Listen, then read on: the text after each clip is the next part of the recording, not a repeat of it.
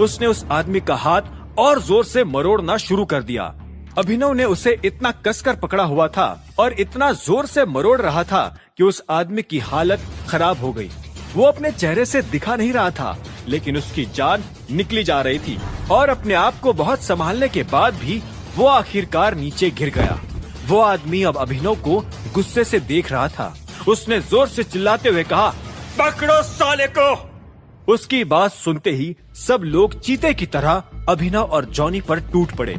Johnny और 2 कदम पीछे हुआ और पूरे तमाशे को देखने लगा। इधर अभिनव उन सभी लड़कों को ध्यान से देख रहा था। जैसे ही एक आदमी ने उसे मुक्का मारने की कोशिश की, वैसे ही अभिनव ने उसका हाथ पकड़ लिया। उसने उसे मरोड़ा और उसकी जांघ पर लात मारकर जांघ की हड्डी तोड़ दी। इसके बाद वो उन सभी लड़कों पर टूट पड़ा और एक के बाद एक उन्हें दनादन मारता रहा। वो किसी की गर्दन तोड़ रहा था तो किसी के हाथ। जिस स्पीड से वो लड़के अभिनव की तरफ बढ़ रहे थे, उसकी दुगनी स्पीड से वो जमीन पर गिरते जा रहे थे और एक बार जो गिर रहा था वो दोबारा उठने का नाम नहीं ले रहा था। तभी अभिनव ने एक लड़के का मुक्का पकड़ा और उसे इतनी जोर से मसला कि उसकी हड्डियों का पाउडर बन गया। ठीक इसी वक्त एक आदमी पीछे से आया और उसने अभिनव की पीठ पर वार कर दिया। अभिनव तुरंत पलटा और उस आदमी के मुंह पर एक जोरदार मुक्का जड़ दिया। ये सब क्या हो रहा है? ठीक तभी उस लीडर ने चिल्लाते हुए कहा।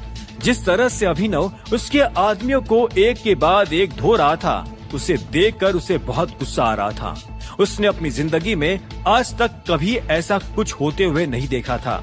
जब उससे और बर्दाश्त नहीं हुआ तो वो अपनी जगह से उठा और बोला, निकलो यहाँ से, निकलो।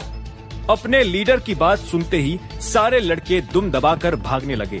अभिनव का मन तो किया कि वो उन्हें पकड़कर तब तक पीटे जब तक कि उन्हें चारपाई पर ना ले जाना पड़े, पर फिर उसने अपना इरादा बदल लिया और उन बरसाती मेंढकों को उछल उछल कर भागते हुए देखने लगा। ये नजारा देखकर जॉनी को भी मजा आ गया था। आपसे बेस्ट पूरी दुनिया में कोई नहीं है टाइगर, जॉनी ने कहा और अभिनव को सलाम करने लगा। तुम अपनी हालत एक बार देखो।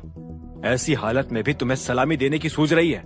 इन लोगों ने तुम्हारा चेहरा देख लिया है। चलो, आज तो मैंने तुम्हें बचा लिया, पर कल क्या करोगे? अभिनव ने जॉनी से पूछा। भले ही उसने जॉनी को बचा लिया था, लेकिन उसकी चिंता सिर्फ इससे खत्म नहीं हुई थी। ये बात सुनकर जॉनी की सारी खुशी भी गायब हो गई। उसने एक गहरी सांस ली और बोला, ये तो मैं भी जानता हूँ, इसलिए सोच रहा हूँ कि कुछ दिनों के लिए कहीं जाकर छिप जाता हूँ।